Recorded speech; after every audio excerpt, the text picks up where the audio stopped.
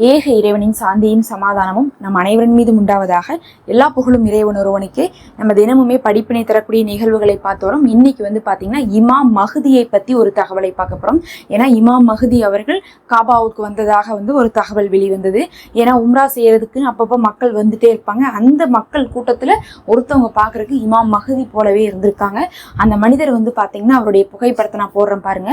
அந்த மனிதர் பார்த்தீங்கன்னா எல்லா மனிதர்களை விட மிகவும் உயரமானவராக இருக்காரு.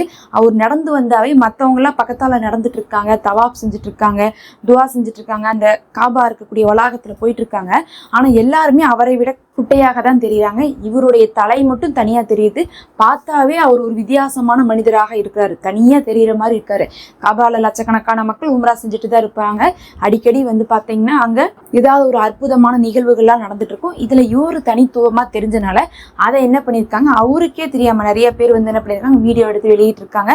வீடியோ எடுத்து வெளியிட்டதுக்கு பிறகு இவரை இமாம் மஹ்தி அப்படின்னு சொல்லிட்டு அந்த டைட்டில் தான் வெளியிட்டு இருக்காங்க. ஆனா அந்த சம்பந்தப்பட்ட நபர் அதை மாதிரி ஏதாவது சொல்லியிருக்காருன்னு கேட்டா, அவர் உம்ரா செய்ய வந்திருக்காரோ தவிர, அவர் உம்ரா செஞ்சுட்டு போனாரோ தவிர, அவர் எந்த இடத்துலயும் தன்னை மஹ்தி அப்படின்னு சொல்லவே கிடையாது. ஆனா அதை பதிவிட்டவங்க இவங்க தனித்துவமா தெரியுறாங்க, இமாம் மஹ்தி தான் இவங்க அப்படிங்கிற மாதிரி அவங்க என்ன பண்ணியிருக்காங்க, ஆன்லைன்ல பதிவேற்றம் செஞ்சு ஃபர்ஸ்ட் இன்ஸ்டாகிராம்ல போட்டு, அதுக்கப்புறம் பாத்தீங்கன்னா ஃபேஸ்புக் அது இதுன்னு போய் நிறைய இடத்துல இப்ப பாத்தீங்கன்னா இந்த வீடியோவை நீங்க பார்க்க முடியும். அதே சமயத்துல இவரு தான் மஹ்தி அப்படிங்கிறதுக்கான எந்த ஒரு அடையாளமும் இல்லை. அவர் பாக்குறதுக்கு நல்ல வெள்ளையா இருக்காரு, நெத்தி பாத்தீங்கன்னா அகண்ட நெத்தியா இருக்கு, ரொம்ப ஹைட்டா இருக்காரு அப்படிங்கிறது உண்மைதான். மற்றபடி பாத்தீங்கன்னா இமாம் மஹ்தி வரக்கூடிய காலகட்டத்துக்கான அறிகுறி இன்னும் முழுமையாக நம்ம என்ன பண்ணல, எட்டலை அப்படின்னு தான் சொல்லணும். ஏன்னா ரமலானுடைய முதல் பிறையில சந்திர கிரகமும், ரமலானுடைய 15ஆம் பிறையில சூரிய கிரகணமும் ஏற்படக்கூடிய அந்த ஆண்டு தான் இமாம் மஹ்தி அவர்கள் வருவாங்க அப்படின்னு சொல்லிட்டு ஒரு அறிவிப்பு இருக்கு.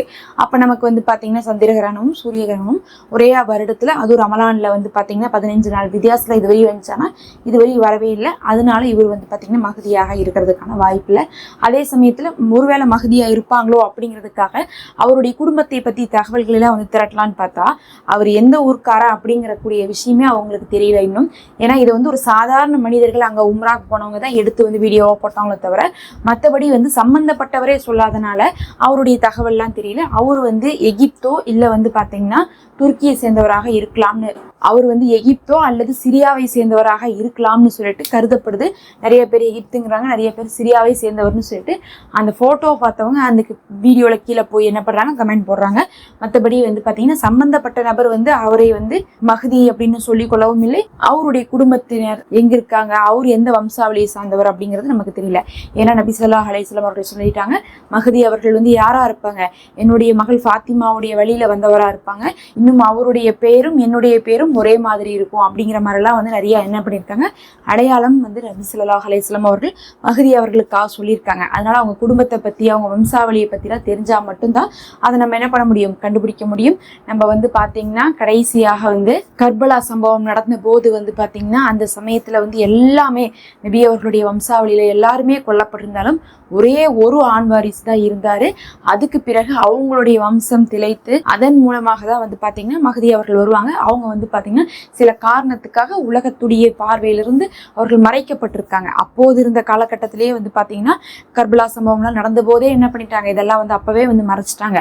அதனால பாத்தீங்கன்னா அந்த காலத்திலிருந்தே இந்த ஒரு விஷயங்கள்லாம் மறைக்கப்பட்டிருக்கனால நபி அவர்களுடைய குடும்பத்தினர் எல்லாம் பாத்தீங்கன்னா அவங்களுடைய வம்சாவளிகள் எப்படி வராங்க, அதுலதான் பாத்தீங்கன்னா மஹ்தி அவர்கள் வரப்போறாங்க, அவங்களாம் எங்க இருக்காங்க, யாரு அப்படிங்கக்கூடிய தகவல்கள் இன்னும் பாத்தீங்கன்னா முழுமையாக யாருக்கும் தெரியாம தான் இருந்து கொண்டிருக்குது. அதுவரையும் இந்த மாதிரியான ஒரு சில சந்தேகங்களை மக்கள் எழுப்பி கொண்டுதான் இருப்பாங்க. ஆனா அதெல்லாம் உண்மையானதாக இருக்காது. கண்டிப்பாக இவர் மஹ்தியாக இருக்கிறதுக்கான வாய்ப்பே இல்லை.